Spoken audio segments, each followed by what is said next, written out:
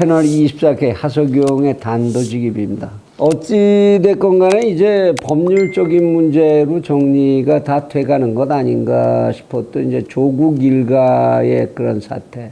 이게 또 뜻밖의 무슨 조국 씨가 글쎄요, 무슨 생각을 어떻게 한 건지 모르지만, 뭐 조국의 시간이라는 책을 써서 시중에 배포를 하면서 파장이 계속 이어지고 있는 모습입니다. 일반적이지는 않죠. 어떻게 일반 시민으로서 자신의 일가가 거의 전부 법률적인 판단의 대상이 돼 있고 그 판결이 진행 중에 있는 그런 사람이, 본인 당사자도 그 예외가 아니죠. 그런 사람이 이렇게 감상적인 자기 변론서 같은 이런 책을 써서 시중에 배포를 할 수가 있는지 일반인들로서는 참 생각하기 쉽지 않은 상황이죠. 그 내용을 뭐 저는 책을 사서 읽어보지는 않았습니다만 여기저기 전하는 거 보니까 자기가 법원에서 지금 문제가 되고 있는 자기들의 문제는 일체 쏙 빼고 우리는 그냥 피해자다, 이런 이제 감성팔이를 했다, 뭐 이런 얘기들이 주로 나오는 얘기인 것 같은데요. 그것까지는 또 좋은데 웬 또 이런 개인이, 본인도 본인 입으로 난 자연인 조국이다 하는 판인데 이런 책이 나온 걸 가지고 집권 여당 공당의 당대표가 이거를 사과를 하겠다 이러고 성명을 내는 건 또 뭡니까? 남의 개인사에 냉정하게 따지면 그렇지 않습니까? 본인이 자연인이라니까 남의 개인사에 그걸 공당 대표가 왜 사과를 하고 변명을 하고 이러고 나서야 되는 건지 모르겠습니다. 근데 또 그 사과라는 것이 결국 나온 사과의 내용을 보니까 이게 도대체 사과냐, 무슨 변론서냐, 아니면 이거를 빌미로 해서 지금 야권의 유력 대선 후보라고 보이는 사람, 그런 사람을 공격하거나 검찰의 관계자를 공격하기 위해서 사과라는 이런 형식을 취한 거냐, 이런 이야기들이 오고 가고 있는 어지러운 판입니다.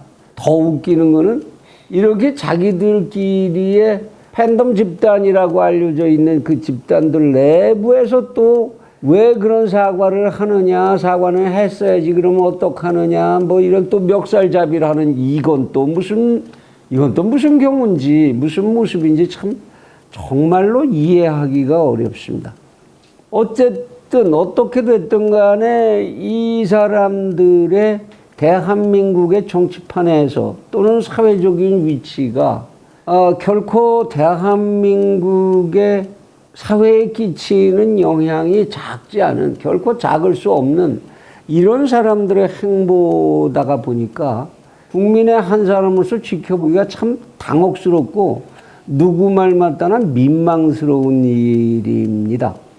뭐 조국 일가의 사건에 대해서야 대한민국에서 사회에 관심을 가진 분들이라면 누구나 이미 어금니에서 신물이 날 정도로 다 알고 계신 얘기니까 그거 다시 여기서 뭐 장황하게 사실관계를 늘어놓고 얘기를 되짚어야 할 일은 아니지요. 그리고 또 이런 식의 대한민국의 정치적인 혼란 행포, 이런 게 처음 보는 꼴도 아니니까 아유 또 그러지 그러고 지나칠 수도 있는 일이기는 합니다. 그런데 이걸 지켜보면서 벼랑한 번뜩 드는 생각이 있습니다. 아, 역시 인간의 DNA는 바뀌지 않는구나. 인간의 DNA가 바뀌지 않으니까 인간들 집단이 가지고 있는 DNA도 바뀌지 않는구나, 이런 생각을 하게 되면서 이게 서글퍼지는 겁니다.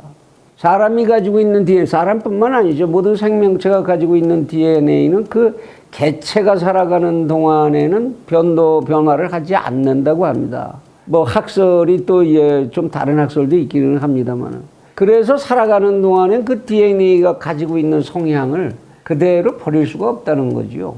한 인간이 어떤 DNA를 가지고 태어났느냐, 그거에 의해서 이제 운명도 결정된다, 이런 이제 DNA 결정론, 이런 것들이 이제 강하게 대두되는 이유죠. 그러나 인간은 그렇다 할지라도 교육을 통해서, 그리고 자기 자신의 수양을 통해서 자기 DNA가 가지고 있는 성향을 최대한으로 정련하고 그리고 절제하고 이런 것이 가능한 동물이다.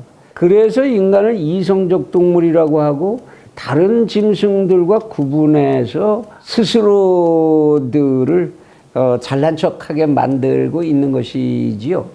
그런데 현 집권 세력을 이루고 있는 이 과거의 민주화운동 세력이라고 하는 이 양반들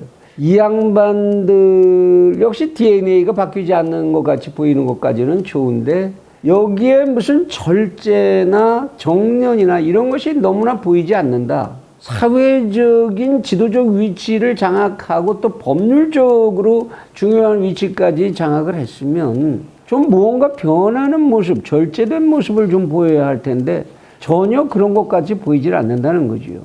이 양반들은 원래 학생운동 할 때부터 자신들의 신념, 소신에 대해서 양보가 없이 아주 투철하게 그 고집을 지키고 살아온 사람들이죠. 그러니까 그렇게 무시무시한 시대에 무시무시한 투쟁도 할 수 있었던 거고 그것까지 인정을 합니다.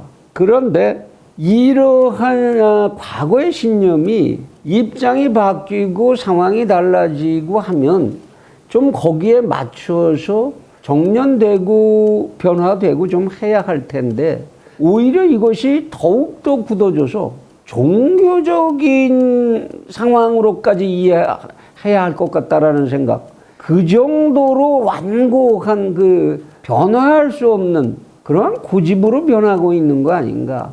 그런 생각을 하지 않을 수가 없습니다.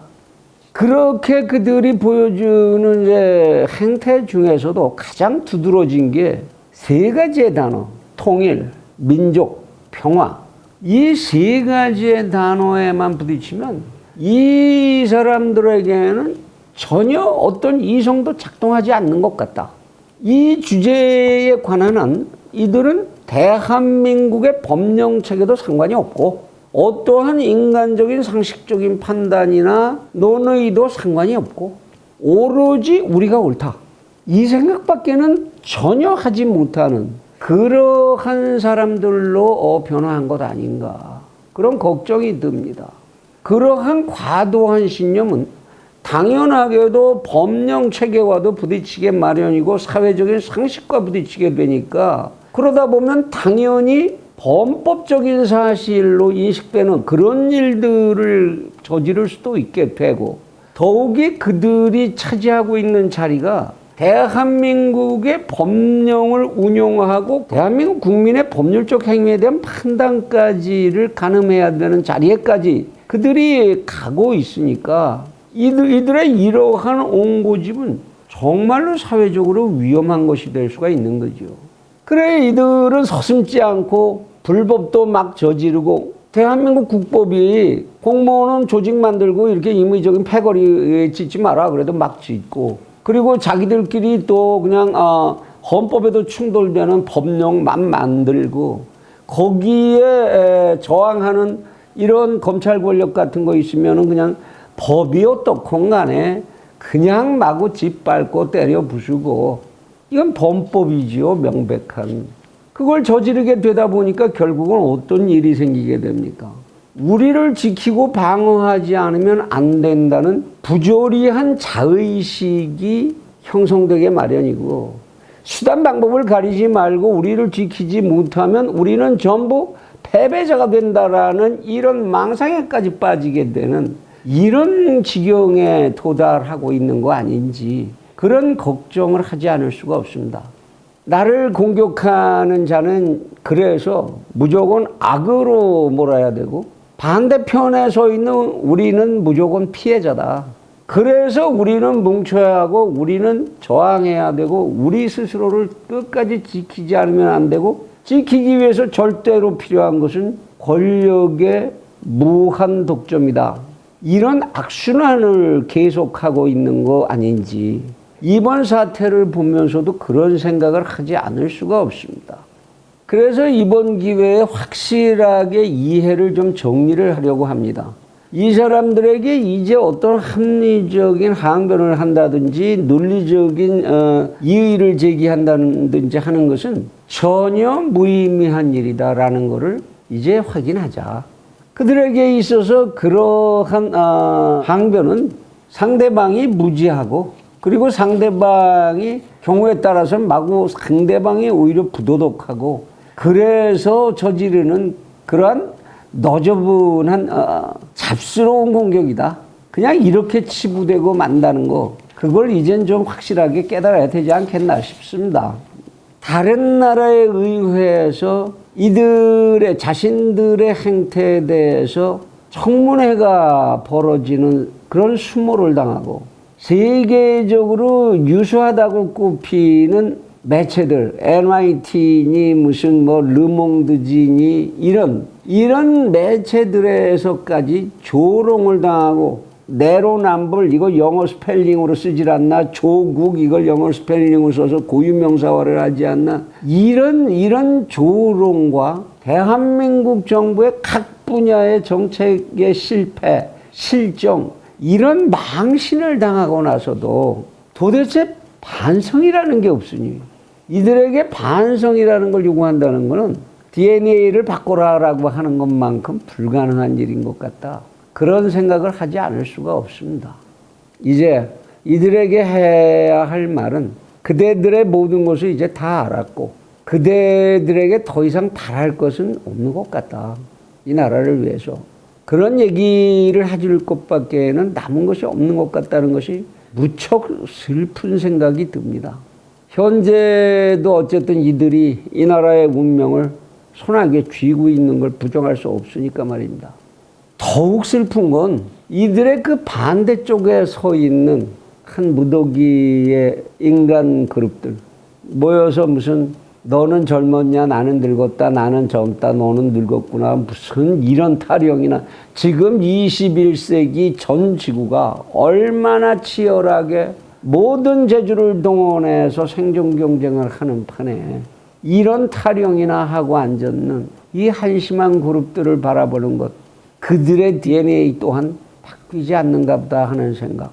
그러나 이런 속에서도 이 나라에 살고 있는 한 이 나라의 미래를 걱정하지 않을 수 없고 이 나라의 바람직한 내일을 만들어내기 위해서 무언가 돌아가지 않는 머리를 짜내고 움직여지지 않는 몸뚱이를 움직여야 하는 그러한 힘없는 한 국민의 입장이 그 심정이 실로 딱하다는 생각이 들고 기적을 바라야 하나 이제 기적을 바라야 하나 그런 참담한 심정입니다.